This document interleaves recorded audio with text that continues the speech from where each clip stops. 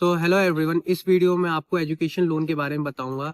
अगर आप education loan ले रहे हैं तो उससे पहले कुछ बेसिक बातें आपको पता होनी चाहिए। लास्ट वीडियो मैंने आपको बताया था, लेटर ऑफ एक्सेप्टेंस आ गया था मेरा यूनिवर्सिटी से, सिज़ेनी इस्वान यूनिवर्सिटी जो हंगरी में है।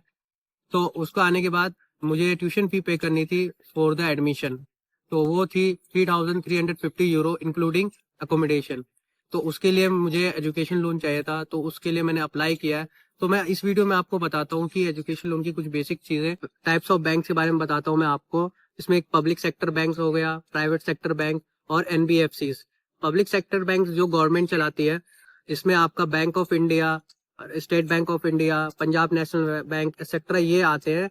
और प्राइवेट सेक्टर जो कंपनीज जो ओन खुद करती है, जिसमें आपका ICICI bank, HDFC, Kotak Mahindra etcetera ये बैंक्स आती हैं। और एनबीएफसी बता दूं मैं, नॉन बैंकिंग फाइनेंशियल कंपनीज होती हैं वो। उसमें एग्जांपल के तौर पे एवांस हो गया, एचडीएफसी क्रेडिला हो गया, पुणे वाला फिनकॉर्प हो गया एक्सेट्रा, ये आती हैं।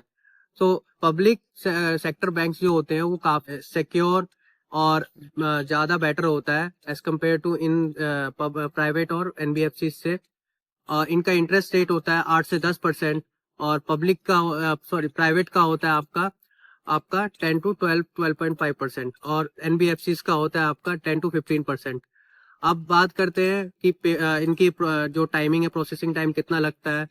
गवर्नमेंट बैंक में जो पब्लिक सेक्टर बैंक्स होते हैं उसमें आपका यूजली 1-2 महीना लग जाता है, जो ज्यादा टाइम लग जाता है। और प्राइवेट में आपका 2 to 3 वीक्स लगता है। इसमें आपका 2 वीक्स लगता है, सबसे कम टाइम लगता है आपका एनबीएफसी में। ठीक है, एजुकेशन लोन और पर्सनल लोन में आपको डिफरेंस बता देता हूँ।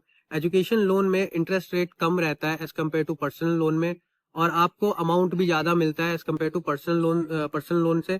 और मोरेटोरियम पीरियड मिलता है, उसमें नहीं मिलता है। और आपका जो टाइम है, जो एजुकेशन लोन आपको लेने का प्रोसेसिंग टाइम है वो ज्यादा होता है, और पर्सनल लोन में बहुत कम टाइम लगता है। और आपको मैं एक चीज और बता दूं कि अगर आप 7.5 लाख से अगर ऊपर अमाउंट अगर लेते हैं तो उसके लिए आपको कोलेटरल लेना पड़ जाता है। पब्लिक सेक्टर बैंक्स में आपको सिक्योर लोन प्रोवाइड किया जाता है, और प्राइवेट में भी। और एनबीएफसी में आपको अनसिक्योर्ड लोन भी प्रोवाइड किया जाता है। तो सिक्योर्ड और अनसिक्योर्ड में ये है कि सिक्योर्ड में आपको कोलेटरल देना पड़ता है। कोलेटरल देने का फायदा ये रहेगा आपका कि आपका इंटरेस्ट रेट जो है वो कम हो जाता है। जैसे आप 12% दे रहे हैं, तो कोलेटरल अगर प्रोवाइड कर रहे हैं तो आपका 10% भी हो जाता है। और अगर आपने कोलेटरल नहीं दिया तो अनसिक्योर्ड लोन में, तो उसमें आपका इंटरेस्ट रेट भी ज्यादा रहता है। और मोरेटोरियम पीरियड भी आपको सिक्योर्ड लोन में मिल जाता है और अनसिक्योर्ड लोन में नहीं मिलता है। तो मैं बता दूं कि अगर आप बैचलर्स करने जा रहे हैं बाहर, और आप आने प्राइवेट बैंक और ये एनबीएफसी से लिया है, तो आपको मोरेटोरियम पीरियड जनरली नहीं देते हैं वो लोग बैचलर्स के लिए। मोरेटोरियम पीरियड जनरली उनके लिए होता है जो मास्टर्स करने जाते हैं। तो मोरेटोरियम पीरियड के बारे में मैं आपको बता दूं, मोरेटोरियम पीरियड वो होता है जिसके ये एक ड्यूरेशन होती है जिसमें आपको ईएमआई वगैरह नहीं पे करना पड़ता है। और ये बैचलर्स के लिए जनरली नहीं देते हैं कोई भी। और दूसरी चीज ये हो गई कि आपका एक कोलेटरल भी जरूरी पड़ जाता है मोरेटोरियम पीरियड के लिए। और आपका टॉप रैंकिंग यूनिवर्सिटीज है, अगर आप में उसमें अगर लिस्टेड है आपकी यूनिवर्सिटी टॉप रैंकिंग यूनिवर्सिटीज में, तो आपको मोरेटोरियम पीरियड भी मिलता है। लेकिन ज्यादातर मेरे केस में भी क्या हुआ, मुझे मोरेटोरियम पीरियड नहीं मिला। और बहुत से बैचलर्स के लिए जनरली नहीं देती है बैंक मोरेटोरियम पीरियड।